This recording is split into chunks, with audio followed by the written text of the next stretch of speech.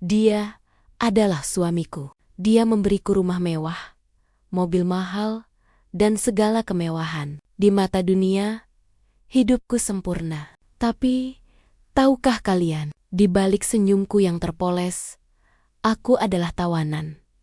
Aku sudah sejuta kali menulis surat cerai. Sejuta kali aku membayangkan hidup bebas. Tapi setiap kali aku berhasil melarikan diri, sebuah kekuatan tak terlihat selalu menarikku kembali ke pelukannya.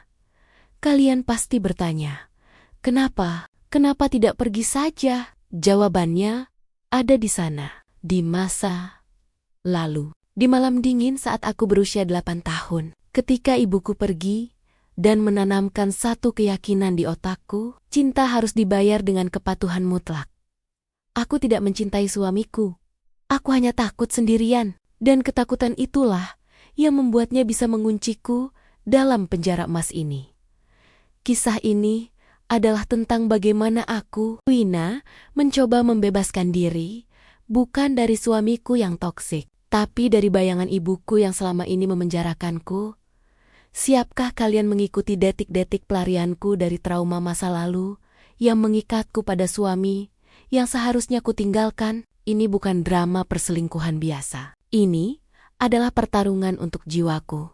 Sebelum ceritanya dimulai, jangan lupa like dan subscribe agar channel ini bisa semakin berkembang dan kalian tidak ketinggalan cerita-cerita viral selanjutnya. Tulis di kolom komentar. Dari daerah mana kalian menonton? Pagi selalu dimulai dengan ritual yang sama. Aroma biji kopi pilihan memenuhi udara dapur mewah ini. Aku bergerak cekatan. Tanganku terampil mengatur gula dan suhu air, memastikan kopi susu untuk raja, persis seperti standarnya. Aku meletakkannya di meja kerjanya, sebuah persembahan wajib. Raja, suamiku, sudah tenggelam dalam layar laptopnya. Sosoknya yang tegas dan berwibawa selalu berhasil menyihir orang lain. Dia adalah pengusaha sukses, pemilik rumah besar ini, dan pusat dari seluruh duniaku. Aku berusaha tersenyum. Senyum yang kuharapkan bisa menarik perhatiannya sejenak. Namun, wajahnya tetap datar, fokus. Sebuah anggukan kecil, tanpa berpaling, menjadi satu-satunya ucapan terima kasihnya. Aku mundur perlahan. Tugas harianku adalah menjaga kesempurnaan ini, memastikan kastil kami bersih, rapi, dan mencerminkan citra keberhasilan raja. Tapi, di balik tirai sutra dan lantai marmer mengilap, aku merasakan sepotong es menempel di ulu hatiku. Aku kembali ke dapur, mencari kesibukan yang bisa meredam suara hati. Saat memegang piring, ponselku bergetar. Layar menampilkan nama Lina, sahabatku, yang kini jauh. Aku menekan tombol terima dan mendengar suaranya yang riang. Aku menceritakan liburan kami yang romantis. Sebuah kisah yang sudah terpoles dan siap disajikan. Aku memastikan setiap detail terdengar bahagia. Di tengah percakapan itu, mataku tak sengaja menangkap bayangan diriku di jendela dapur. Wajahku terlihat lelah. Mataku menyimpan sesuatu yang tidak bisa diucapkan oleh kata-kata. Ketika Lina melontarkan sebuah pertanyaan yang menusuk, "Apakah kamu bahagia?" Aku seketika merasa tubuhku menegang. Aku segera menutup telepon. Keheningan tiba-tiba menggantung berat. Aku bersandar pada dinding dingin, menatap cangkir kopi raja yang masih mengepul, utuh, tak tersentuh. Kebahagiaan yang kuceritakan kepada Lina terasa seperti fiksi, sebuah skrip yang harus kuikuti. Aku memegang dadaku, merasakan detak jantung yang berirama cepat. Aku sudah bertahan-tahan menjalani peran ini, memastikan raja puas dan bangga denganku. Dalam hati, aku tahu ada yang salah. Sangat salah, tapi sebuah ketakutan kuno, ketakutan yang sudah kukenal sejak kecil, selalu mencekalku. Aku harus membuatnya bahagia, agar dia tetap ada, dan aku tidak ditinggalkan lagi. Keyakinan palsu itulah yang menahanku, mengikatku pada dapur sepi ini, jauh dari raja yang masih asyik dengan dunianya. Sore harinya, Saat aku membereskan meja kerja raja, tanganku menyentuh figura foto pernikahan kami. Kami berdua terlihat begitu muda, begitu bersinar, berjanji untuk saling menjaga. Aku membalik figura itu untuk membersihkan debu, dan sebuah lembar foto tua terjatuh dari balik bingkai kayu. Itu foto masa kecilku. Aku, seorang gadis kecil dengan rambut dikepang dua, berdiri di depan sebuah rumah sederhana. Wajahku di foto itu tampak sendu. Matanya penuh kecemasan. Di sampingku ada ibu. Tatapannya dingin. Tangannya tidak menggenggamku, melainkan memegang sebuah tas besar. Bayangan masa lalu itu langsung menyerbu. Secepat kilat, aku masih ingat malam itu. Malam yang sunyi dan dingin. Aku berusia 8 tahun. Dan aku melakukan kesalahan kecil yang membuat ibu marah besar. Bukan kemarahan biasa, tapi kemarahan yang membawa konsekuensi paling menakutkan bagi seorang anak. Ditinggalkan. Jika kamu tidak bisa sempurna, kamu tidak pantas bersamaku. Bisik ibu saat itu. Suaranya tajam seperti pecahan kaca. Malam itu, ibu pergi. Aku ditinggal sendirian di rumah itu selama 3 hari. Hanya ditemani rasa takut yang mencekik. Ketika akhirnya ibu kembali, dia tidak memelukku. Dia hanya berkata, "Aku kembali karena kamu berjanji akan menjadi anak penurut. Jangan pernah membuatku kecewa lagi, Wina." Foto tua ini, yang entah mengapa terselip di balik foto pernikahanku, adalah bukti dari luka yang tidak pernah benar-benar sembuh. Luka yang membuatku percaya bahwa cinta adalah sebuah syarat, bukan anugerah. Bahwa kehadiranku harus dibayar dengan kepatuhan total. Aku kembali menatap pintu kantor raja. Kini, raja tidak lagi hanya suamiku. Dia adalah refleksi dari ibu. Jika aku tidak sempurna dalam melayaninya, jika aku menunjukkan kelemahan atau kebutuhan pribadiku, dia mungkin akan meninggalkanku. Aku segera menyimpan foto itu ke dalam laci terkunci di kamarku. Aku tidak ingin raja melihatnya. Aku tidak ingin dia tahu betapa rapuhnya fondasi yang kubangun. Saat raja akhirnya keluar dari ruang kerjanya, raut wajahnya sudah berubah. Ada senyum ramah di sana. Senyum yang membuat semua kecemasan dan bayangan masa lalu itu sejenak lenyap. "Wina, aku lapar. Bisakah kamu siapkan menu makan malam spesial? Aku ada kabar baik untukmu," katanya. Aku langsung berdiri tegak. Kebahagiaan palsu itu muncul lagi, menutupi rasa takutku. Kabar baik dari raja adalah obat penawar paling ampuh. Aku bergegas ke dapur, mencoba menyingkirkan bayangan ibu dan gadis kecil yang ketakutan itu. Aku harus sempurna malam ini. Aku tidak boleh gagal. Mantra itu kuulang-ulang dalam hati saat aku menyiapkan santap malam spesial untuk raja. Aku bekerja dengan presisi, memastikan setiap hidangan adalah mahakarya, cerminan dari istri yang ia butuhkan. Raja tiba di meja makan tepat waktu. Seperti biasa, dia mengenakan kemeja yang baru kusetrika putih, bersih dan kaku. "Ini luar biasa, Wina," katanya setelah suapan pertama. Suaranya hangat dan penuh kepuasan. Pujian itu langsung menghapus segala lelahku. Itu adalah validasi, bukti bahwa aku masih dibutuhkan. Aku selamat. Dia kemudian bercerita tentang kabar baiknya. Sebuah proyek besar yang baru ia dapatkan. Sebuah kesuksesan yang akan membawa nama raja semakin tinggi. "Semua ini berkat dukunganmu, sayang," katanya sambil meraih tanganku dan menggenggamnya erat. "Kamu adalah fondasi terbaik yang kumiliki. Tanpa rumah yang sempurna, tanpa aku yang sempurna, aku tidak akan bisa fokus di luar sana." Pujian raja terdengar seperti melodi surgawi. Di mata orang lain, ini adalah momen romantis. Namun, di dalam hati, pujian itu terasa seperti rantai emas yang baru saja ia pasangkan di pergelangan tanganku. Itu bukan hanya pujian, melainkan penegasan peranku. Aku adalah penyangga, bukan pasangan yang setara. Malam itu, Raja memberiku sebuah kalung berlian yang berkilauan. Sinar pantulannya membutakan mataku. Ini hadiah atas kesabaran dan kesempurnaanmu, bisik raja, memasangkan kalung itu di leherku. Pakai ini selalu. Ini menunjukkan kepada dunia bahwa kamu adalah milikku, dan kamu hidup dalam standar tertinggi. Saat berlian itu terasa dingin di kulit, aku merasakan dua hal sekaligus.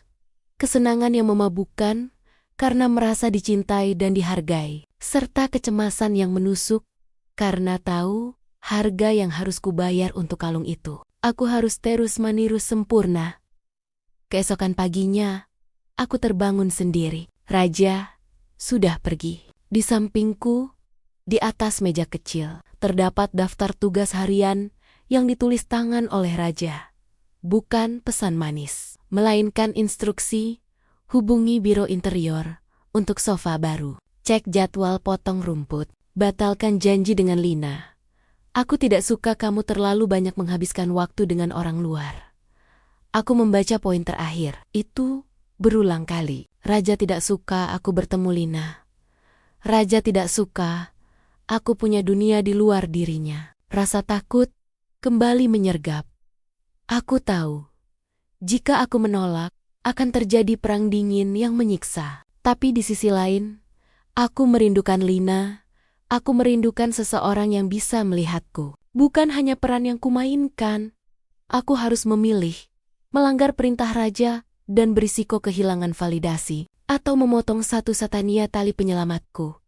Aku memejamkan mata, merasakan berat kalung berlian itu di leherku. Jerat emas itu kini terasa mencekik. Perintah raja jelas, batalkan janji dengan Lina. Tanganku gemetar saat meraih ponsel. Lina adalah jembatanku menuju kewarasan. Dia adalah satu-satunya orang yang tahu celah di balik senyumku. Jika aku membatalkan janji ini, aku membiarkan diriku sepenuhnya terisolasi, kembali ke lingkaran ketakutan masa kecilku. Aku menatap cermin. Kalung berlian itu bersinar terang, namun mataku tampak redup. Aku mencoba memikirkan alasan. Jika aku mengatakan yang sebenarnya, bahwa raja tidak mengizinkannya, itu akan menimbulkan kekecewaan di mata raja. Dia membenci drama. Dia mencintai kepatuhan yang tenang.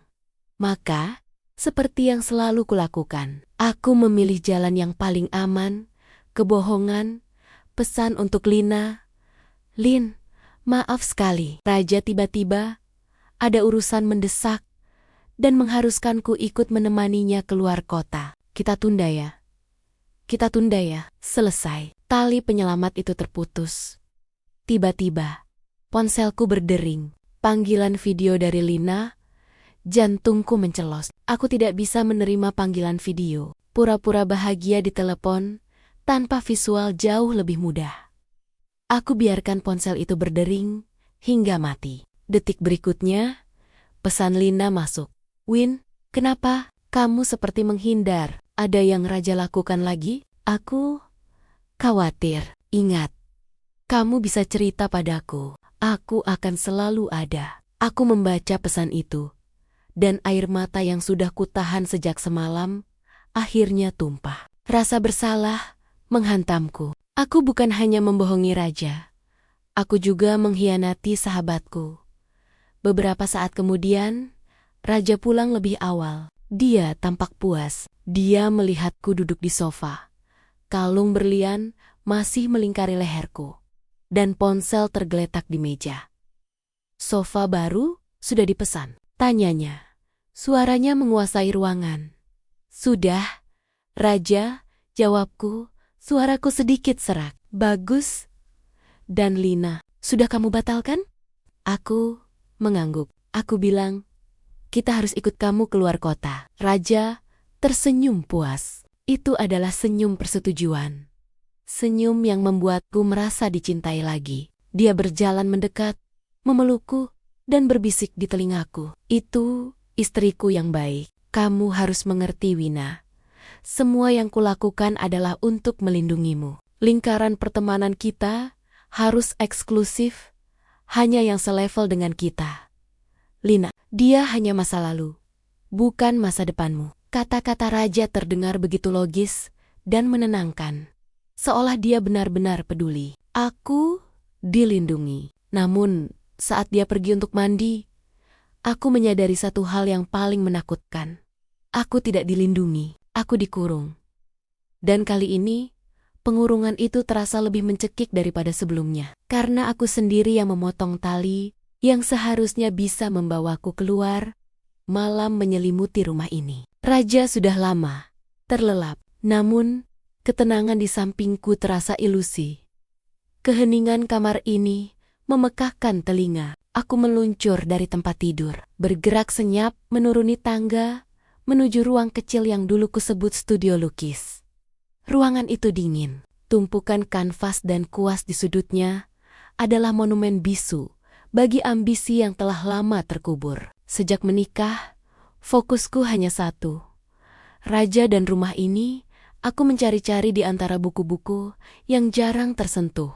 Akhirnya, tanganku menemukan sebuah kotak kayu kecil. Di dalamnya, tersimpan sketsa wajah seorang wanita muda. Matanya bersinar penuh semangat dan tekad. Itu adalah aku. Sebelum status istri mengambil alih segalanya, aku membandingkan sketsa itu dengan pantulan diriku yang kulihat di cermin gelap. Wajahku yang sekarang terkesan lebih terawat.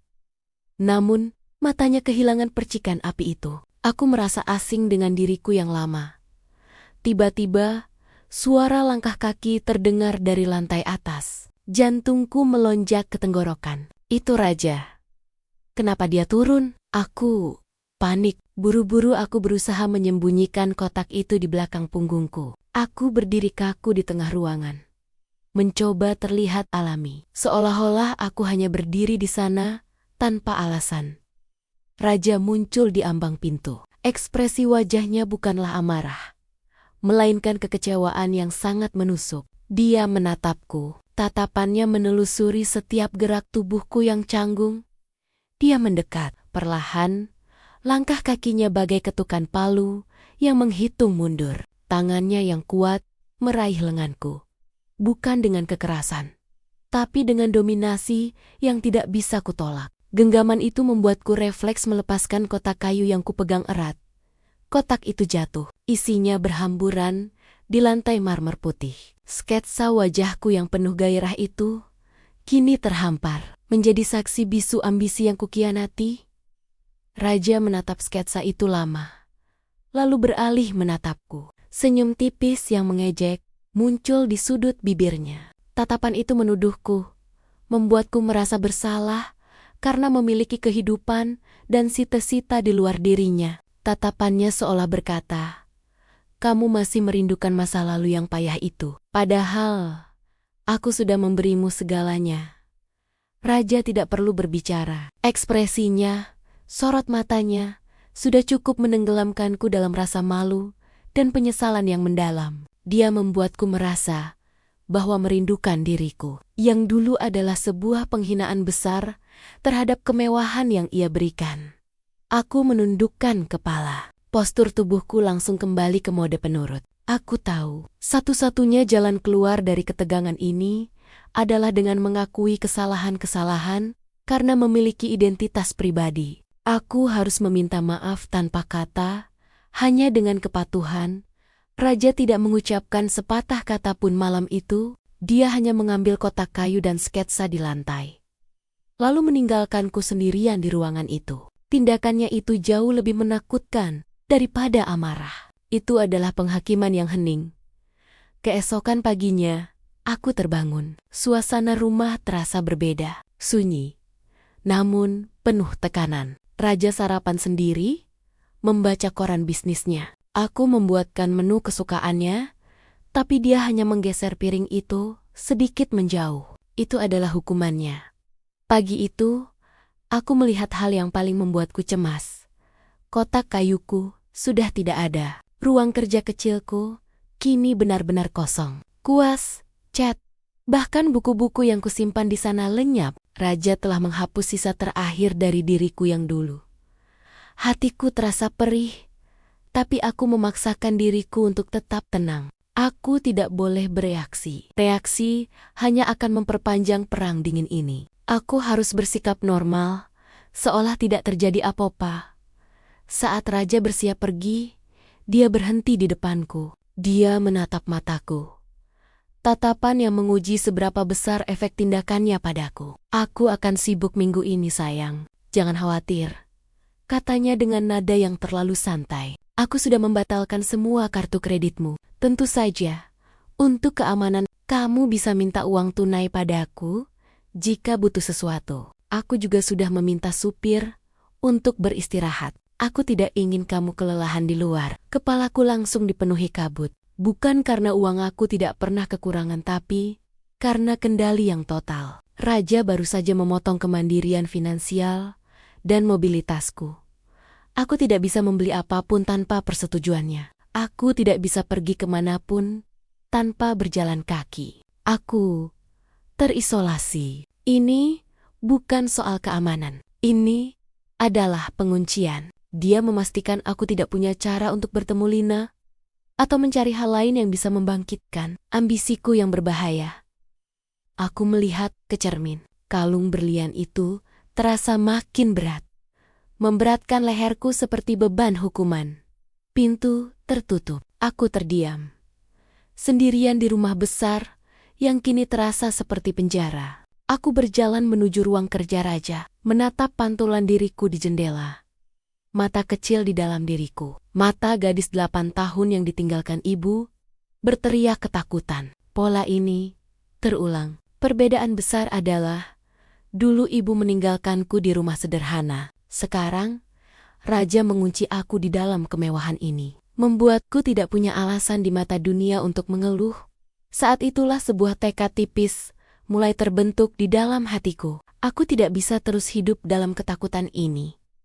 Aku harus mendapatkan kembali kebebasanku. Aku harus keluar dari penjara emas ini. Bahkan, jika itu berarti aku harus menghadapi ancaman terbesar, kehilangan raja dan kembali menjadi orang yang tidak berharga. Tekad itu, meskipun masih gemetar, adalah percikan api yang sangat kuperlukan. Setelah raja pergi, aku menghabiskan sisa hari itu dengan berpura-pura menyelesaikan tugas rumah tangga. Tapi pikiranku bekerja keras, merangkai strategi. Langkah pertama, aku harus punya uang. Mengingat semua kartu kreditku diblokir dan tidak ada supir, aku harus mencari sumber daya yang tersembunyi. Aku teringat pada kotak perhiasan kecil yang jarang raja perhatikan. Isinya kebanyakan adalah perhiasan yang diberikan sebelum raja sukses, sebelum berlian-berlian mahal itu datang. Perhiasan itu tidak punya nilai prestise di mata raja, tapi mungkin memiliki nilai real. Dengan hati-hati, aku pergi ke kamar kami. Aku membuka lemari pakaian raja, tempat ia menyimpan beberapa barang berharga lainnya. Di sudut tersembunyi, aku menemukan sebuah kunci kecil. Yang kuingat adalah kunci brankas kecil di bawah kasur. Tanganku berkeringat saat membuka brankas itu. Bukan uang tunai yang kucari, melainkan paspor dan kartu identitasku. Hal-hal yang raja selalu yakini lebih aman jika dia yang simpan. Aku mengambil dokumen-dokumen itu dan menyalinnya dengan ponsel lama yang kusimpan di laci terdalam. Saat akan menutup brankas, mataku tertuju pada sebuah flash drive kecil yang tergeletak di sana. Rasa ingin tahu mengalahkan rasa takutku. Aku memasukkan flash drive itu ke laptop lama raja yang tersembunyi di gudang. Isi flash drive itu membuat napasku tercekat. Itu adalah file yang sangat rinci tentang keuangan raja, berisi daftar aset properti, saham, dan yang paling mengejutkan, sebuah perjanjian pranikah yang mencantumkan detail pembagian harta jika terjadi perceraian. Sebuah dokumen yang aku tidak ingat pernah menandatanganinya. Perjanjian itu menjelaskan bahwa sebagian besar aset raja dilindungi. Namun, ada satu rekening rahasia yang terdaftar atas namaku sebagai dana darurat yang ia buat saat awal pernikahan. Raja mungkin lupa keberadaan rekening ini, atau menganggapnya tidak penting. Nominalnya kecil, tapi cukup untuk memulai hidup baru. Penemuan ini adalah pisau bermata dua. Di satu sisi, aku punya modal rahasia. Di sisi lain, aku menyadari bahwa Raja sudah merencanakan skenario terburuk sejak awal. Dan aku hanya bagian dari skema keamanannya. Waktu menunjukkan senja, Raja akan segera kembali. Aku segera membuang flash drive itu ke tempat sampah di luar rumah. Di tempat yang tidak mungkin ia temukan. Dan mengembalikan semua dokumen dan kunci brankas ke tempat semula, aku kembali ke mode istri yang sempurna, menyiapkan meja makan. Namun, kali ini, ada perbedaan. Di balik senyumku, ada strategi yang telah disiapkan. Aku tidak lagi hanya ketakutan. Aku mulai berjuang dalam keheningan. Malam itu berlalu dengan penuh kewaspadaan. Raja tampaknya tidak menyadari sedikit pun bahwa aku telah membongkar rahasia di brankasnya. Dia hanya tersenyum lelah, puas melihat aku kembali patuh. Keesokan harinya, aku harus mengambil risiko tertinggi. Menghubungi Lina, karena ponselku selalu diawasi. Dan aku tidak bisa keluar tanpa izin. Aku harus menggunakan cara yang tidak terduga. Aku teringat pada rumah tetangga kami, Nyonya Dian, yang memiliki kebiasaan meninggalkan ponsel rumahnya di teras saat ia berkebun. Aku menunggu momen yang tepat, pukul 10 pagi. Raja sudah pergi. Aku memastikan gerbang utama terkunci. Aku mengenakan sarung tangan karet berpura-pura, membersihkan lalu menyelinap ke pagar pembatas yang terhalang semak-semak. Jantungku berdebar tak karuan. Aku harus cepat. Aku melihat ponsel Nyonya Dian tergeletak di meja teras. Aku meraihnya, menyentuh layarnya, seolah itu adalah bom waktu. Aku tidak bisa menelepon. Panggilan bisa dilacak. Aku hanya punya waktu untuk satu pesan teks. Tujuanku adalah Lina. Aku mengirim pesan singkat yang sangat terenkripsi, pesan ke Lina, melalui nomor asing, butuh bantuan. Cek email lama kita, jangan hubungi. Aku terisolasi, pura-pura abaikan. Aku langsung menghapus pesan itu dari log ponsel Nyonya Dian. Aku bahkan membersihkan sidik jariku di layar ponselnya. Aku kembali ke rumahku, terengah-engah dengan adrenalin mengalir deras di pembuluh darah. Sisa hari itu, aku jalani dengan kegelisahan yang mendalam. Apakah Lina akan mengerti? Apakah Raja akan mencurigai perubahanku? Malam harinya, aku berhasil menyelinap ke gudang tempat laptop lama Raja berada. Aku menyalakannya. Login ke akun email lama yang aku bagi dengan Lina Kun, yang hanya berisi draft surat menurut kami. Napasku tersentak. Di folder draft, ada balasan dari Lina. Dia mengerti pesan daruratku. Draft email Lina. Win, aku kaget kamu kontak dari nomor tak dikenal. Aku sudah cek. Aku tahu kamu tidak aman. Aku akan pura-pura sibuk dan cuek. Aku sedang menyusun rencana B, cari cara untuk mendapatkan uang kecil. Setelah itu, akan kuberitahu cara menjalin kontak aman lagi. Kuat, Win.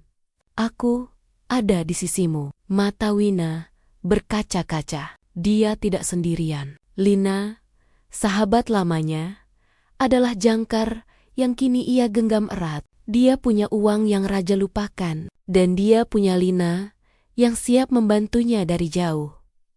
Namun, saat aku mematikan laptop, sebuah suara dingin terdengar dari belakang. Apa yang sedang kamu lakukan di gudang, Wina? Suara Raja terasa seperti es yang menusuk. Aku menegang. Laptop lama itu masih hangat di tanganku. Selembar printout di tangan Raja log telepon tetangga adalah bukti yang tidak terbantahkan. Keringat dingin membanjiri telapak tanganku. Aku harus berakting. Kali ini, aktingku harus sempurna. Demi kelangsungan rencanaku, aku berbalik perlahan, memasang ekspresi bingung, seolah-olah aku benar-benar terkejut melihatnya di sana. Aku menunjuk laptop usang itu. Raja, aku sedang membersihkan. Aku menemukan ini. Dan aku berpikir, ini adalah salah satu laptop lamamu yang menyimpan dokumen penting. Aku takut kalau nanti rusak dan kamu butuh data di dalamnya, kataku. Suaraku sedikit bergetar, namun dikemas dengan kepedulian yang meyakinkan.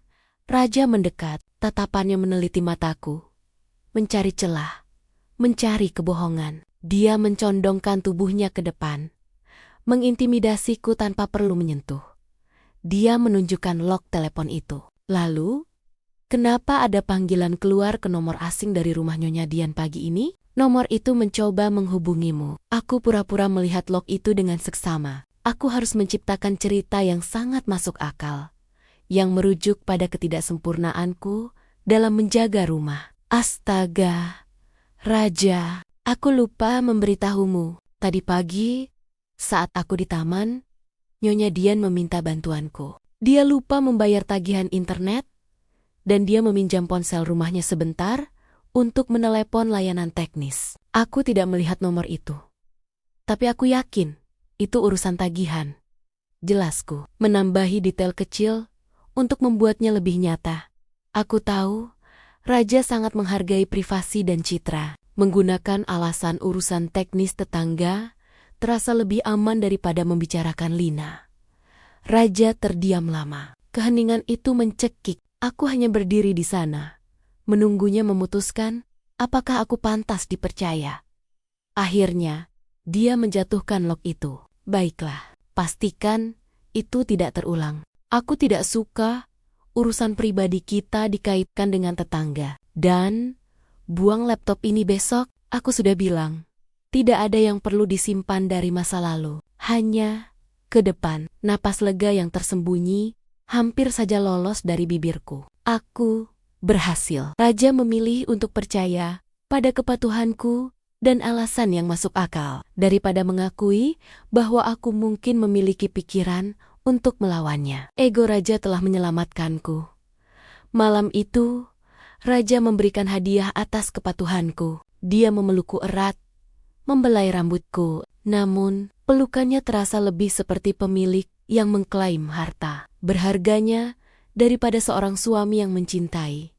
Saat aku memejamkan mata dalam pelukan itu, aku menyadari risiko besar yang baru saja kuambil. Tapi satu hal pasti, setiap langkah kecilku untuk melarikan diri dari Raja harus dibayar dengan kepura-puraan yang lebih besar dan lebih meyakinkan. Keesokan harinya, Raja meninggalkan rumah lebih awal dari biasanya. Suasana hatinya tampak puas, seolah ia yakin aku telah kembali ke jalurnya. Itu adalah kesempatan emas yang harus kugunakan. Aku bergerak cepat menuju lemari, tempatku menyembunyikan kartu identitas dan salinan perjanjian pranikah. Berbekal dokumen dan tekad yang membara, aku harus keluar dari kompleks perumahan ini. Tanpa sopir, tanpa kartu bank. Aku berjalan kaki, mengenakan jaket dengan tudung. Aku berusaha menyamarkan wajah dan kalung berlian yang mencolok di leherku. Melewati gerbang utama, terasa seperti menembus batas negara. Dunia luar yang selama ini hanya kulihat dari jendela mobil, kini terasa asing dan penuh ancaman. Namun, langkahku tidak goyah. Tujuanku adalah bank terdekat yang kulihat di peta online Raja Bank yang tertera dalam dokumen rahasia. Perjalanan itu terasa jauh dan melelahkan. Sebuah pengingat betapa terbiasanya aku dengan kemudahan yang Raja berikan. Sesampainya di bank, aku mengambil napas dalam-dalam. Aku menyerahkan kartu identitas dan merujuk pada rekening darurat yang tertera di dokumen. Jantungku berdetak kencang, takut jika Raja telah memblokirnya atau bankir curiga. Syukurlah, proses itu berjalan mulus. Rekening itu benar-benar ada. Nominalnya seperti yang kulihat di flash drive. Tidak besar, namun cukup untuk menghidupiku selama beberapa bulan. Aku menarik semua uang itu, memegangnya arat-arat di dalam tas kecil. Uang tunai ini terasa lebih berharga daripada semua perhiasan yang Raja berikan. Ini adalah kebebasan dalam bentuk fisik. Saat aku berjalan kembali, rasa lelah berganti dengan euforia. Aku telah melanggar semua aturan Raja. Aku punya uang. Aku punya koneksi dengan Lina. Ketika aku mendekati rumah, aku melihat mobil Raja sudah terparkir di garasi. Raja pulang lebih cepat. Aku panik. Aku harus segera menyembunyikan uang tunai itu sebelum dia menyadari kehadiranku. Aku berlari kecil menuju pintu belakang, menyelinap masuk sebelum alarm diaktifkan. Di dalam kamar, aku segera menyembunyikan tas berisi uang di tempat yang paling tidak mungkin ia cari, di bawah lipatan linen kotor yang akan segera dicuci. Saat aku mencoba mengatur napas, pintu kamar mandi terbuka. Raja berdiri di sana, baru selesai mandi. Dia menatapku. Tatapannya dingin, tak ada jejak kehangatan di sana. Mata Raja terpaku pada leherku. Kalung berlianku hilang. Aku tersentak. Dalam ketergesa-gesaanku, aku lupa. Saat berjalan kaki tadi, aku melepas kalung itu karena terlalu menarik perhatian. Dan kini ia masih tersembunyi di saku jaketku yang belum sempat kuganti. Wajah Raja perlahan mengeras. Tangannya terangkat, menunjuk leherku yang kosong. Sebuah guntur emosional menyambar di antara kami. Ini bukan lagi tentang kepatuhan harian. Ini adalah ujian terakhir. Aku berdiri mematung di tengah ruangan. Jaketku yang kusam kontras dengan kemewahan kamar ini. Aku merasa telanjang tanpa kalung berlian itu. Raja, tanpa perlu bersuara, berjalan mendekat. Langkahnya lambat, diatur, menciptakan ketegangan yang mematikan. Aku mundur selangkah. Mata Raja tidak berkedip. Matanya menuntut jawaban, menuntut pengakuan kemana aku pergi, dan mengapa aku melepaskan simbol kepemilikannya. Tangan Raja terulur, meraih kerah jaketku. Bukan untuk menyakitiku, tetapi untuk menegaskan dominasi. Dia tidak perlu mencari kalung itu. Dia tahu, aku menyembunyikannya. Dia hanya ingin melihatku ketakutan. Dia memutar tubuhku, memaksaku menghadap cermin besar di kamar. Dia berdiri di belakangku, sosoknya yang besar memenuhi pantulan. Raja menunjuk ke pantulan diriku yang berantakan. Rambutku sedikit acak-acakan. Jaketku kotor oleh debu jalan. Dia menunjuk diriku yang tidak sempurna. Lalu, Raja menunjuk dirinya sendiri di cermin sosok yang rapi, berkuasa, dan menuntut ketertiban. Dia memberikan tatapan dingin yang langsung menghancurkan semangatku. Tatapan itu berkata, "Kamu telah mengkhianati kepercayaan yang kubangun dengan susah payah. Kamu memilih untuk menjadi dirimu yang lama, dirimu yang lemah dan tidak berharga." Aku merasa dinding di sekitarku bergerak mendekat, mencekik. Semua yang kulakukan hari ini, mendapatkan uang, merencanakan kebebasan, terasa sia-sia. Raja selalu selangkah di depanku. Dia melepaskan kerah jaketku, lalu berbalik dan berjalan menuju brankas kecil di bawah kasur. Dia membukanya. Dia memeriksa paspor dan kartu identitas di dalamnya.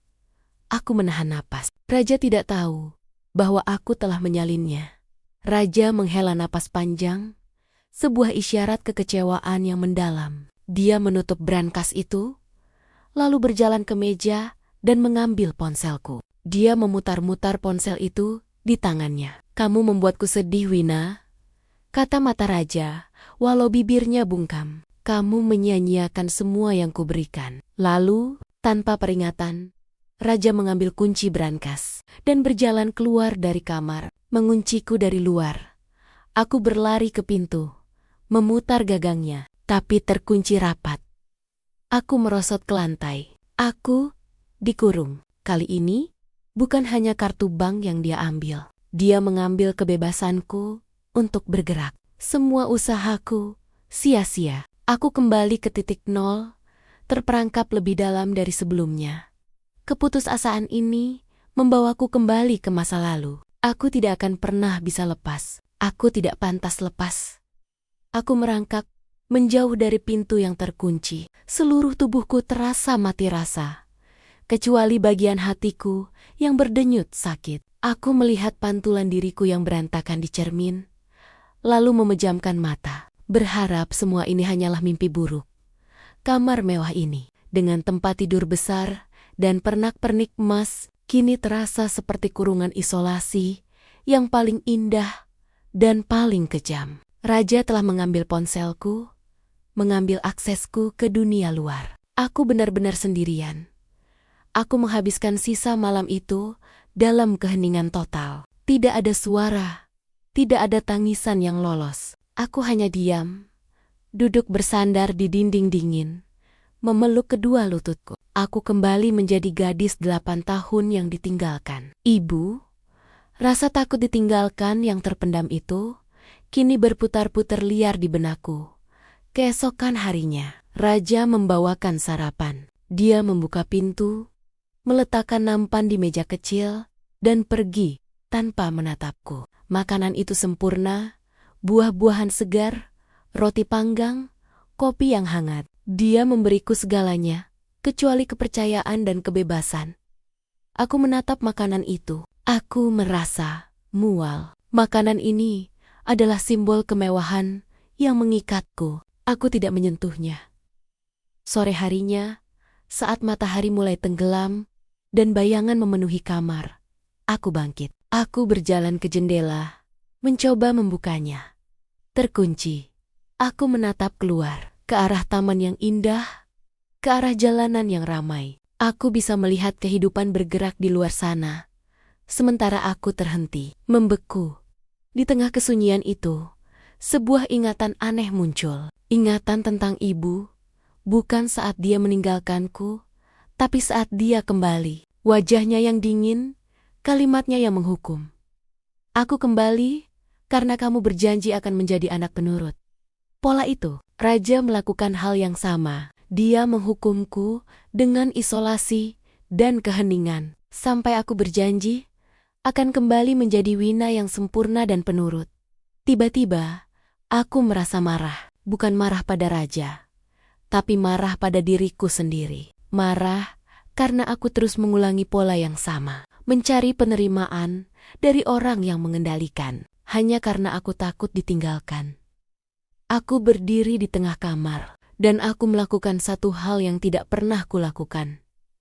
Aku berteriak dalam hati, "Tidak, aku tidak akan kembali. Aku tidak akan lagi menjadi gadis kecil itu." Jeritan batin itu tidak terdengar oleh Raja, tetapi mengguncang jiwaku sendiri. Rasa takutku masih ada, tetapi kini bercampur dengan keinginan untuk memberontak. Bukan demi kebebasan fisik, tetapi demi kesehatan jiwaku. Aku harus memikirkan cara lain. Semua rencana sebelumnya gagal karena berfokus pada pelarian fisik. Sekarang, aku harus fokus pada satu hal. Mendapatkan kembali kendali atas diriku sendiri. Tidak peduli seberapa lama Raja mengunciku di sini, hari-hari berikutnya terasa tak berujung. Raja terus menjaga jarak, hanya muncul untuk memastikan aku tidak kelaparan atau sakit. Kehadirannya hanyalah formalitas, sebuah pengawasan yang dingin. Aku tahu, Raja menunggu aku menyerah, menunggu aku memohon maaf, dan berjanji untuk patuh. Tapi aku menolak memberinya kepuasan itu. Aku mulai menjelajahi kamar itu lagi. Kali ini bukan untuk mencari celah keluar, melainkan mencari sumber daya internal yang bisa menopangku. Mataku tertuju pada rak buku di sudut kamar koleksi Raja, yang didominasi buku bisnis dan biografi orang sukses. Namun, terselip di balik tumpukan itu, aku melihat satu buku yang anehnya Raja biarkan ada di sana. Buku jurnal harianku. Jurnal itu adalah hadiah dari Lina bertahun-tahun lalu. Aku ingat, Raja pernah mengejekku karena menulis, menyebutnya aktivitas melankolis yang tidak produktif, tapi entah kenapa, dia tidak membuangnya. Mungkin dia menganggap buku itu tidak penting, terlalu pribadi untuk menjadi ancaman. Aku mengambil buku itu. Setiap halaman di dalamnya penuh dengan tulisanku, catatan harian, puisi, dan yang paling penting, analisisku terhadap pola hubungan ibu dan aku di masa kecil, saat aku membaca ulang halaman-halaman yang kutulis bertahun-tahun lalu. Aku menemukan sebuah kesimpulan yang kuabaikan. Ketakutanku akan ditinggalkan telah membentuk sebuah cetak biru di otakku, yang secara otomatis mencari figur dominan yang akan mengendalikan dan menguji kesempurnaanku. Jika ibu membutuhkan kepatuhan mutlak untuk tetap tinggal, maka raja juga memerlukan hal yang sama. Aku yang secara tidak sadar memilih terjebak dalam pola hubungan yang beracun ini tersentak. Itu adalah pencerahan yang menyakitkan. Masalahnya bukan hanya raja. Masalahnya ada pada luka masa kecilku yang belum sembuh. Aku menyadari bahwa jika aku berhasil melarikan diri secara fisik sekarang, aku hanya akan mencari raja yang baru di luar sana. Aku akan tetap menjadi Wina yang takut ditinggalkan, yang menjual kebebasannya demi rasa aman yang semu. Semua usahaku uang, rahasia, kontak dengan Lina semuanya gagal karena aku tidak menyelesaikan akar masalahnya. Kini hanya tersisa satu jalan keluar yang paling sulit dan paling menyakitkan. Aku harus menghadapi trauma masa lalu itu dan memisahkan diriku dari bayangan ibu. Lina, sebagai seorang psikolog, adalah satu-satunya yang bisa membantuku melakukan ini dari jarak jauh. Aku harus menghubunginya dengan aman. Aku harus mempertaruhkan satu Satania, barang yang raja anggap paling berharga dan paling ia awasi. Kalung berlian itu, malam itu, setelah raja memastikan pintu terkunci dan lampu dipadamkan, aku mulai bergerak. Aku meraba-raba di dalam saku jaket kotor yang kukenakan pada hari aku ke bank. Jari-jariku menemukan sentuhan dingin berlian. Kalung itu, simbol kepemilikan raja, jimat pengawasannya. Aku tahu, raja selalu mengecekku. Dia akan datang beberapa jam setelah mengunciku, hanya untuk memastikan aku ada di tempat tidur, patuh, dan kalung itu tergantung aman di tempatnya. Aku harus mengorbankan kalung ini untuk mendapatkan akses komunikasi. Aku berjalan ke jendela kamar mandi. Jendela itu kecil, dihiasi jeruji, namun tidak terkunci. Celah itu terlalu kecil untuk dilewati tubuhku, tapi cukup besar untuk melewatkan sesuatu yang kecil. Aku melihat keluar. Di bawah sana, di hamparan rumput yang gelap, ada celah kecil di pagar batas, tempat taman tetangga Nyonya Dian berada. Dengan tangan gemetar, aku melilit kalung berlian itu pada selembar kertas kecil. Aku menulis pesan transkripsi yang sangat singkat dan jelas untuk Lina, menggunakan bahasa sandi yang hanya kami berdua pahami. Lalu menyelipkan kertas itu di antara rantai kalung. Kebutuhan bantuan jangka panjang. Hubungi di email lama. Cepat, aku membuka jendela kamar mandi. Udara malam yang dingin menerpa wajahku. Aku merentangkan tangan sejauh mungkin. Jaraknya jauh, dan aku takut kalung itu akan jatuh ke semak-semak yang dalam. Atau bahkan lebih buruk, jatuh di tempat yang bisa ditemukan raja. Aku menutup mata, mengumpulkan keberanian yang kubutuhkan sejak 8 tahun lalu. Keberanian untuk melawan rasa takut akan konsekuensi. Aku melemparkannya. Sebuah bunyi tut pelan terdengar di bawah sana. Aku tidak bisa melihatnya. Tapi aku berharap itu mendarat di teras Nyonya Dian. Di dekat tempat dia biasa berkebun. Aku kembali ke tempat tidur. Tubuhku menggigil, bukan karena dingin, melainkan karena risiko yang baru saja kuambil. Raja akan marah besar. Kemarahannya akan melampaui batas. Beberapa jam kemudian, pintu kamar dibuka. Raja masuk tanpa suara. Dia mendekati tempat tidur, menatapku. Dia melihat leherku, kosong. Raja tidak panik. Raja hanya terdiam. Rahangnya mengeras. Dia menyentuh leherku, lalu melihat ke sekeliling kamar. Dia tahu, aku tidak akan bisa keluar. Dia hanya bertanya dalam hati, bagaimana ini bisa terjadi? Lalu, Raja melihat jendela kamar mandi yang sedikit terbuka. Cahaya matanya memancarkan perhitungan yang menakutkan. Dia tahu, dia berjalan keluar tanpa mengucapkan sepatah kata pun. Aku mendengar suara langkah kakinya menjauh, disertai bunyi pintu depan yang dihempaskan dengan kekuatan luar biasa. Raja telah pergi, meninggalkanku, tapi kali ini bukan hanya aku yang kehilangan.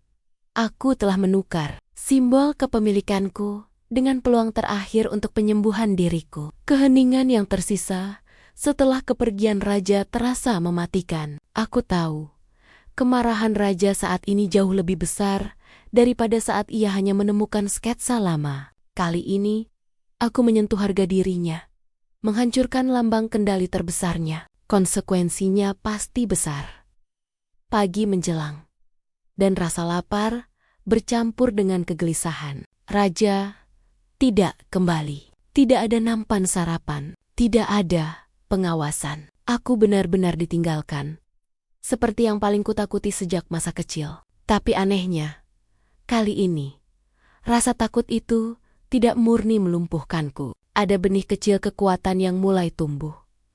Aku menghabiskan hari dengan menenangkan diri, mencoba memisahkan rasa takut yang berasal dari raja dengan rasa takut yang berasal dari luka masa laluku sendiri. Aku terus membaca jurnal lamaku, memperkuat pemahaman bahwa raja hanyalah pemicu, bukan akar masalahku.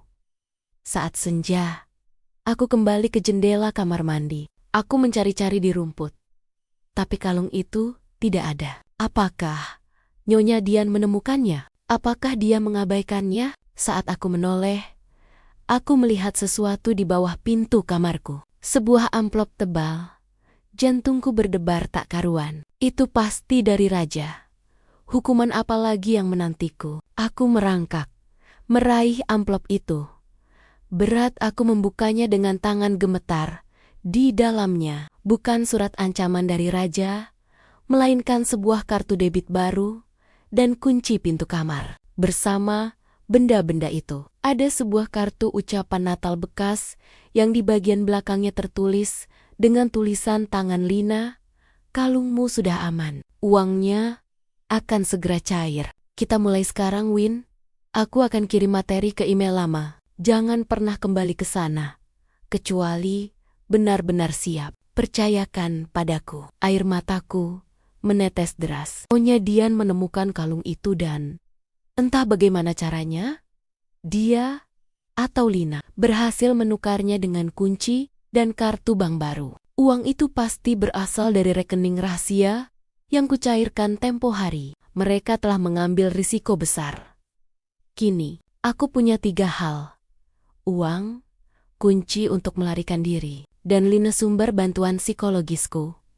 Aku membuka pintu, mengambil langkah pertama yang bebas di luar kamar terkunci itu. Rumah besar itu terasa kosong dan sunyi. Aku berjalan ke meja kerja raja, meninggalkan kunci itu. Raja tidak akan bisa mengunciku lagi. Aku kini punya pilihan, melarikan diri secara fisik segera dengan uang tunai, atau tinggal di rumah itu sedikit lebih lama untuk memulai proses penyembuhan diri dengan Lina. Menggunakan sisa waktu yang raja berikan sebelum ia kembali dan menemukan jaringan aman di luar. Aku memilih opsi kedua. Aku harus menyembuhkan diriku dulu. Aku berjalan ke gudang, menyalakan laptop lama raja untuk terakhir kalinya. Aku login ke email lama kami. Di sana, sudah ada lampiran besar dari Lina. Materi self-healing, teknik kognitif, dan latihan menghadapi trauma masa kecil. Perjuangan terbesarku bukan lagi melawan raja, tapi melawan bayangan ibu yang selama ini memenjarakanku. Aku membuka materi dari Lina. Rumah besar yang ditinggalkan raja terasa sunyi. Namun keheningan itu kini menjadi ruang terapi pribadiku. Aku tahu, raja bisa kembali kapan saja, dan setiap detik yang kumiliki adalah waktu berharga untuk menyembuhkan luka bertahun-tahun. Aku memulai latihan pertama, menulis surat tanpa dikirim kepada gadis kecil berusia 8 tahun yang ketakutan itu.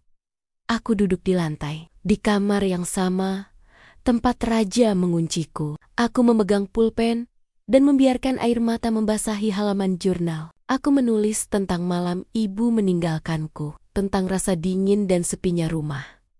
Namun, alih-alih menyalahkan, aku menulis kata-kata yang selalu ingin ku dengar. Kamu tidak bersalah. Kamu tidak pantas ditinggalkan. Nilaimu tidak bergantung pada kesempurnaan atau kepatuhanmu. Saat aku menyelesaikan surat itu, rasanya seperti membebaskan napas yang kutahan selama 20 tahun terakhir. Latihan berikutnya, memetakan pola hubungan.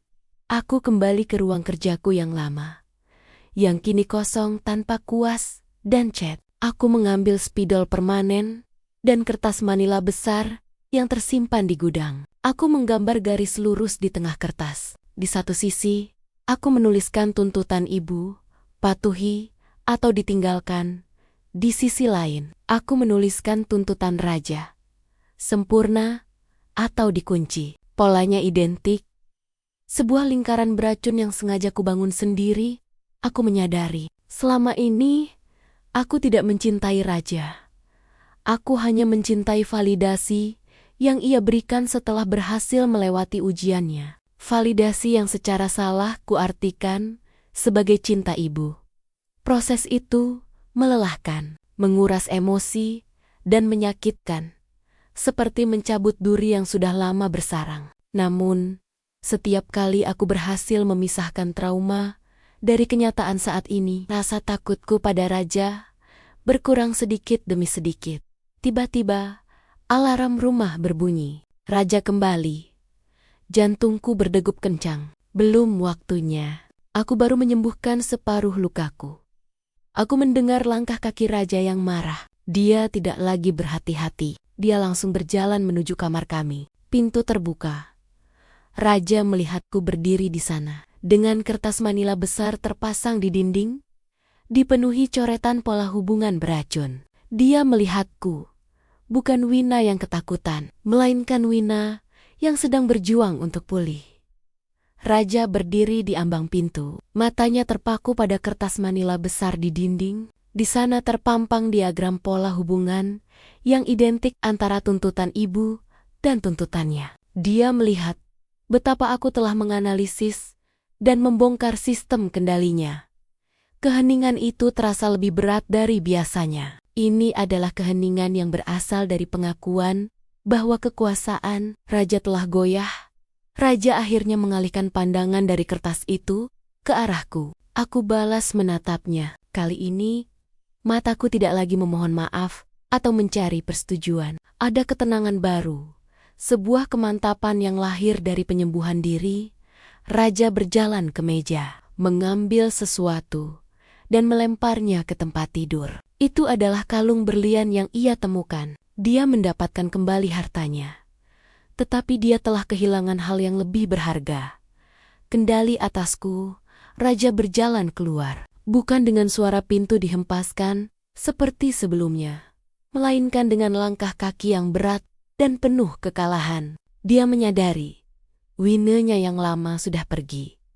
Aku tidak lagi merasa perlu untuk bersembunyi atau lari. Aku berjalan ke meja, mengambil kalung berlian itu. Aku tidak lagi melihatnya sebagai rantai atau hukuman. Itu hanyalah sepotong materi. Aku memasukkannya kembali ke dalam kotaknya. Sebuah simbol dari masa lalu yang kututup. Aku berjalan ke gudang, mengambil kembali koper lama yang kusimpan. Aku mengemas pakaian secukupnya, barang-barang yang raja anggap tidak berharga. Dan yang paling penting, jurnal dan sketsa wajahku yang lama. Sketsa itu kini tidak lagi terasa seperti ancaman, melainkan janji atas diriku yang baru. Aku tidak terburu-buru. Aku berjalan melalui ruang tamu, dapur, dan taman yang selama ini terasa seperti penjara mewah. Aku mengucapkan selamat tinggal pada peran yang kupaksakan pada diriku sendiri. Aku tidak menunggu raja kembali. Aku tidak perlu konfrontasi atau penjelasan. Aku hanya perlu pergi. Untuk diriku sendiri, aku mengambil kunci, membuka pintu utama, dan melangkah keluar di luar gerbang. Di sudut jalan, aku melihat sebuah mobil. Lina, dia ada di sana. Aku berjalan menuju mobil itu. Langkahku ringan. Tidak lagi dibebani ketakutan masa lalu. Aku tidak melihat ke belakang. Saat aku masuk ke dalam mobil, Lina memelukku tanpa berkata apa-apa. Pelukan itu berbeda dari pelukan raja. Pelukan ini terasa aman, tanpa syarat dan tanpa tuntutan. Aku menatap ke depan. Di sana, di luar gerbang penjara emas itu, terbentang jalan raya yang ramai. Jalan itu penuh ketidakpastian. Tetapi untuk pertama kalinya, Setelah bertahun-tahun, aku adalah pengemudi atas hidupku sendiri. Mobil Lina melaju perlahan, menjauh dari lingkungan perumahan mewah itu. Aku membiarkan diriku bersandar, merasakan getaran kursi mobil yang sederhana. Getaran ini terasa lebih nyata daripada kesunyian sofa kulit di rumah raja. Aku menoleh, melihat samar-samar gerbang tinggi yang kini tertinggal jauh di belakang. Aku tidak merasakan penyesalan. Aku merasakan kehilangan yang wajar kehilangan. Atas ilusi keamanan yang telah kurangkai tetapi itu tertutup oleh kemerdekaan yang luar biasa. Lina sesekali melirikku. Senyumnya hangat, tanpa menuntut penjelasan. Dia hanya menawarkan kebersamaan yang tenang. Aku mengeluarkan jurnal dari tas koper. Aku membolak-balik halaman yang berisi coretan emosional dan diagram pola hubungan. Raja adalah penguji terberatku, tapi tanpa dia, aku mungkin tidak akan pernah terdorong untuk melihat luka terdalam yang kumiliki. Aku memejamkan mata. Aku mengingat kembali gadis kecil berusia 8 tahun yang sendirian di rumah itu. Dulu, perpisahan itu terasa seperti akhir dunia. Bukti bahwa aku tidak berharga. Sekarang, perpisahan dengan raja terasa seperti awal dari dunia baru. Bukti bahwa aku cukup berharga untuk menyelamatkan diriku sendiri di tengah perjalanan. Kami berhenti di sebuah pom bensin. Aku keluar, menghirup udara yang terasa berbeda. Bau asap kendaraan, aroma makanan pinggir jalan, semuanya terasa hidup. Aku menyentuh uang tunai yang tersimpan aman di saku jaketku. Uang itu tidak sebanyak kekayaan raja, tapi ia adalah milikku seutuhnya. Tanpa pamrih, aku kembali ke mobil dengan kesadaran baru. Aku tidak lagi mencari pemilik untuk merasa aman. Aku adalah penyedia keamanan untuk diriku sendiri. Saat mobil kembali melaju, aku menatap Lina. Persahabatan kami yang raja coba putuskan kini menjadi fondasiku yang paling kuat. Lina tidak pernah menilaiku. Dia hanya menungguku siap untuk berjuang. Aku meletakkan tangan di dada, merasakan ketenangan yang perlahan-lahan menetap. Aku telah berhasil keluar dari penjara emas itu. Namun, perjuangan ini belum selesai. Aku harus memastikan bahwa ketika aku membangun hidup yang baru, aku tidak akan pernah lagi mencari sosok ibu dalam diri pasanganku. Perjalanan kami berlanjut menuju kota lain, jauh dari jangkauan pengaruh raja. Selama perjalanan, aku merancang lengka-lengka konkret untuk menutup babak raja sepenuhnya. Kebebasan fisik ini harus diikuti dengan pemutusan hubungan secara total. Aku mengeluarkan ponsel lama yang raja yakini telah kubuang, ponsel yang kugunakan untuk menyalin dokumen penting. Aku harus mengambil risiko satu kali lagi. Di tempat peristirahatan kecil yang sepi, aku menyalakan ponsel itu untuk mengakses email lama dengan Lina. Aku mengirim satu email terakhir ke raja, sebuah pesan yang ditulis bukan karena amarah, melainkan karena keputusan yang matang dan tenang.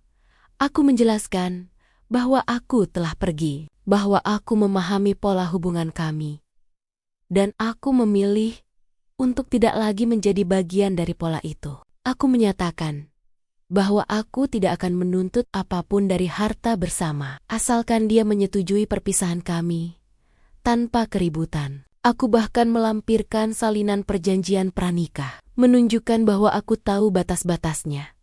Pesan itu adalah pernyataan kemerdekaan emosionalku. Aku tidak memohon, aku tidak menyalahkan, aku hanya menyatakan fakta bahwa aku tidak takut ditinggalkan lagi. Setelah mengirim pesan itu, aku segera menghapus semua jejak. Aku menghancurkan kartu bank yang raja berikan kepadaku, membuang ponsel lama itu, dan menukar kartu SIM-ku. Semua jejak digital yang menghubungkanku dengan raja dan kehidupan lamaku harus lenyap. Aku mengganti pakaianku. Aku melepaskan semua yang tersisa dari citra istri konglomerat. Kalung berlian palsu yang pernah kubeli untuk menipu raja. Jam tangan mahal yang ia berikan. Semua kuletakkan dalam kotak yang kuselipkan ke tong sampah umum. Aku mengambil gunting kecil. Aku berdiri di depan cermin. Rambut panjangku yang selama ini raja sukai, yang selalu ia minta agar kubiarkan tergerai, kini akan kuubah Dengan tangan gemetar, aku memotong ujung-ujungnya. Bukan perubahan drastis, tapi cukup untuk membuatku merasa berbeda. Aku ingin memulai kembali dengan tampilan yang raja tidak kenali. Tampilan yang kuepalai sendiri saat aku menatap pantulan di cermin. Aku melihat seorang wanita yang sedikit lebih kuat. Matanya tidak lagi dipenuhi ketakutan masa lalu. Aku tidak lagi Wina, sang istri sempurna. Aku adalah Wina yang baru, seorang wanita yang memilih untuk mandiri dan menyembuhkan dirinya sendiri. Lina mengantarku ke sebuah kota kecil yang tenang, jauh dari hiruk-pikuk ibu kota. Disinilah aku akan memulai kehidupan baruku. Aku menyewa sebuah kamar sederhana yang memiliki satu hal penting, cahaya alami yang melimpah. Di ruangan itu, aku membuka koperku. Isinya tidak banyak, hanya beberapa pakaian, jurnal, dan satu benda yang kini terasa paling berharga. Sketsa wajahku yang lama. Aku mengeluarkan uang tunai yang kucairkan dari rekening rahasia. Raja, uang itu kini bukan lagi alat pelarian, melainkan modal awal untuk kembali ke gairahku yang telah lama mati. Aku membeli kanvas, cat dan kuas yang baru. Bau cat minyak yang tajam langsung menyeruak. Aroma yang dulu Raja sebut tidak produktif, kini terasa seperti aroma kebebasan. Aku tidak langsung melukis. Aku duduk di depan kanvas kosong itu, memikirkan pelajaran terbesar dari semua yang terjadi. Pernikahanku dengan Raja bukanlah kegagalan. Itu adalah ujian yang aku ulangi. Berkali-kali ujian yang diprogram oleh ketakutan masa kecilku. Sejuta kali aku minta cerai, sejuta kali pula aku kembali. Karena aku tidak mencintai Raja. Aku hanya takut sendirian. Takut tidak sempurna. Takut dibuang seperti yang ibu lakukan. Aku menyadari, drama yang sesungguhnya bukanlah perselingkuhan, harta, atau pengurungan Raja. Drama yang paling menyesakan adalah pertempuran antara diriku yang takut ditinggalkan dengan diriku yang pantas dicintai tanpa syarat. Aku mengambil kuas. Aku tidak melukis bunga atau pemandangan. Aku melukis dua sosok. Yang pertama adalah gadis kecil yang sendirian. Wajahnya penuh kecemasan. Yang kedua adalah diriku saat ini berdiri tegak, memegang kuas, matanya penuh ketenangan. Aku menghubungkan kedua sosok itu, bukan dengan rantai, melainkan dengan sinar penyembuhan yang hangat. Lukisan itu bukan karya untuk dipamerkan. Itu adalah manifesto pribadiku. Beberapa minggu kemudian, sebuah amplop tiba di alamat baru yang Lina sediakan. Itu adalah dokumen resmi. Gugatan cerai telah diajukan oleh Raja. Membaca namanya di kertas itu tidak lagi memicu rasa takut. Hanya ada rasa kasihan yang tipis. Raja juga terperangkap dalam polanya sendiri kebutuhan. Untuk mengendalikan, aku mengambil pena dan menandatangani dokumen itu dengan tenang. Aku tidak lagi menjadi istri Raja. Aku tidak lagi menjadi anak yang ketakutan. Aku berjalan ke jendela, menatap keluar. Sinar matahari pagi membanjiri ruanganku. Di atas meja, lukisan kanvas baru telah mengering. Wajah wanita di sana terlihat damai dan kuat. Aku akhirnya mengerti. Kebahagiaan bukan ditemukan dalam kesempurnaan di mata orang lain, melainkan dalam keberanian untuk menerima ketidaksempurnaan diri sendiri. Dan kini, kanvas baru hidupku terbentang luas, kosong dan milikku sepenuhnya untuk dilukis sesuai keinginanku.